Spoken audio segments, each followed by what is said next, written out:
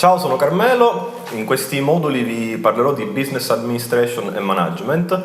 In particolare cercheremo di capire come questo strumento dell'impresa può essere utile al mondo dell'arte e al mondo dell'artigianato. Cercheremo di capire, per quanto possibile, come artisti e artigiani possono utilizzare questo strumento per rendere la loro attività sostenibile. L'idea sarà quella di partire dall'idea di impresa, cercare di capire che cosa significa impresa a livello europeo, dando una definizione e cercando di vedere come questa definizione può essere adattata a quelle che sono le nostre esigenze, quindi al mondo dell'arte e al mondo dell'artigianato.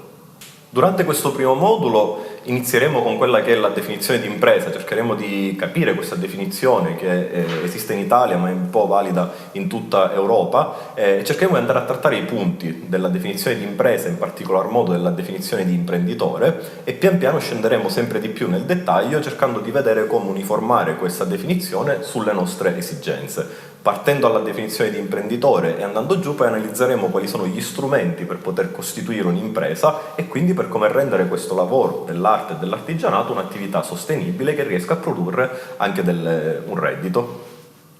Partiamo dalla definizione di impresa, che in Italia e anche in Europa si basa sulla definizione di imprenditore. L'imprenditore è colui che svolge un'attività economica organizzata per la produzione o lo scambio di beni o servizi. Quindi fondamentalmente, chiaramente, l'imprenditore è una persona che svolge un'attività economica, svolge professionalmente un'attività economica, quindi non è un'attività saltuaria, non è un'attività di volontariato, ma è un'attività appunto professionale per la produzione o lo scambio di beni o servizi. Questa definizione che vedete ve l'ho detta perché poi ci servirà per cercare di entrare un pochettino più a fondo nell'idea di impresa e di imprenditore, e ci serve come linea guida per tutte quelle che saranno le altre discussioni che faremo. Come vedete già in questa prima definizione non c'è da nessuna parte la parola profitto, perché il profitto non è il fine dell'imprenditore, ma il profitto è uno strumento che l'imprenditore utilizza per raggiungere il suo obiettivo. Già questo ci permette un pochettino di utilizzare questo strumento dell'impresa appunto per le finalità artistiche o le finalità degli artigiani. L'arte, così come l'artigianato, principalmente cercano di salvaguardare quelli che sono dei beni materiali o immateriali. Attraverso l'attività di impresa, secondo questa concezione, è possibile, perché nella definizione di impresa non è presente il profitto. È un elemento importante, deve essere considerato, ma non è la finalità dell'imprenditore. La finalità dell'imprenditore è utilizzare una struttura economica per riuscire a raggiungere determinati obiettivi. Nel caso della definizione, la produzione o lo scambio di beni o servizi. Beni o servizi che possono essere artigianali o artistici. Quindi questa definizione, diciamo, è l'introduzione a quello che è la nostra idea e l'idea di questo corso all'interno di Arts. Quindi non c'è un profilo specifico di una persona che può fare l'imprenditore, potenzialmente tutti sono imprenditori. Proprio nella parola imprenditorialità significa capacità di fare, capacità di mettersi in gioco. Quindi chiunque con un'idea, e se questa idea ha determinate caratteristiche che vedremo dopo, può mettersi in campo per cercare di vedere se questa idea è uno strumento sostenibile, è un'idea sostenibile che permette di avere un ritorno anche economico. Quindi in questa definizione noi riusciamo ad avere anche un circuito, no? Quindi la produzione o lo scambio di beni o servizi che servono a delle persone che a loro volta li riutilizzeranno per fare delle altre cose.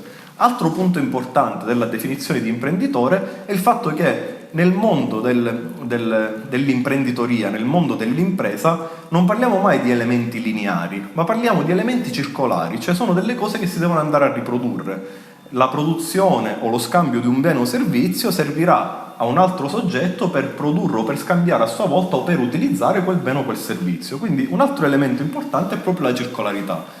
Una connessione con il mondo dell'arte. Quello che è l'arte è la produzione di un'idea, la rappresentazione di un'idea che serve a qualcun altro per stimolare delle emozioni e grazie a queste emozioni farà dell'altro. Quindi voglio utilizzare questo parallelo per cercare di capire come l'arte può utilizzare anche questo strumento dell'impresa. Quindi il primo punto importante è che il profitto non è per forza una parte fondamentale dell'impresa, ma è uno strumento per raggiungere proprio questo obiettivo.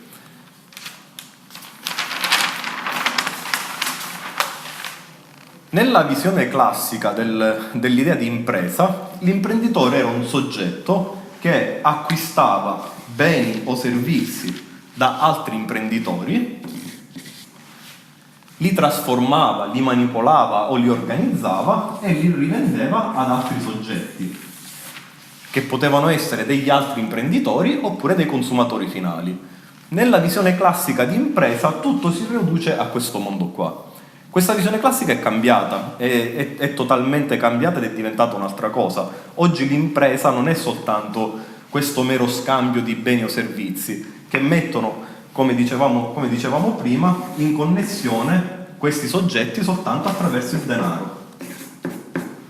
Perché da uno scambio di prodotti l'imprenditore ne riceveva denaro che serviva per andare a pagare i suoi fornitori. In qualsiasi libro di economia classico voi trovate che la rappresentazione di impresa è tutto qua dentro. Considerate che però oggi l'imprenditore non è un soggetto che si ritrova a relazionarsi soltanto con clienti e con fornitori. Oggi l'imprenditore è un soggetto, è un'entità che sta all'interno di un'organizzazione, una struttura un pochettino più grande. Non si confronta soltanto con clienti o con fornitori, ma oggi l'imprenditore deve soddisfare l'esigenza di tutta una serie di altri soggetti che stanno attorno a lui e che incidono su quella che è la sua attività. Pensiamo alle comunità, alle città dove viene creata questa struttura di impresa, le associazioni che esistono, i lavoratori, i suoi dipendenti, i suoi collaboratori, le banche, gli enti pubblici, il comune. Sono tutta una serie di stakeholders, questa è un'altra parola importante da tenere in considerazione, a cui l'imprenditore deve dare delle risposte. Stakeholder per definizione sono i portatori di interesse, questi portatori dell'interesse hanno delle richieste nei confronti dell'imprenditore, l'imprenditore deve essere capace di rispondere. Nello stesso modo in cui l'imprenditore deve essere capace di rispondere alle istanze che derivano dai fornitori e che derivano dai clienti. Se noi riduciamo il mondo dell'impresa soltanto a questa parte qui di fornitori e di clienti, il mondo dell'arte e il mondo dell'artigianato non ci possono rientrare, perché comunque è una definizione troppo riduttiva. La dobbiamo allargare cercando di pensare all'imprenditore come parte di una comunità. All'interno di questa comunità l'imprenditore ha un ruolo non soltanto economico ma anche un ruolo sociale, proprio perché si interfaccia con tutta una serie di altri soggetti che fanno parte della sua comunità. Inteso in questo modo, il concetto di impresa e il concetto di imprenditore allora può essere utilizzabile da altri settori, da altri segmenti come sono l'arte, l'artigianato o altro. La maggior parte delle strutture imprenditoriali, piccole o grandi che siano, e poi vediamo qual è la differenza fra una piccola e media impresa e una grande impresa, funzionano e riescono a stare sul mercato, cioè a sopravvivere, quando le interazioni fra tutti questi soggetti sono delle interazioni sane, cioè quando le richieste che arrivano da tutte quelle realtà che girano attorno all'imprenditore, ripeto, i dipendenti, la comunità, le associazioni, le banche, i competitor, eccetera, tutti gli stakeholder, quando c'è una relazione sana, diciamo che tutta questa comunità riesce ad equilibrarsi e allora l'imprenditore si può definire un imprenditore di successo, o quantomeno questa è una delle variabili che permette all'imprenditore di essere definito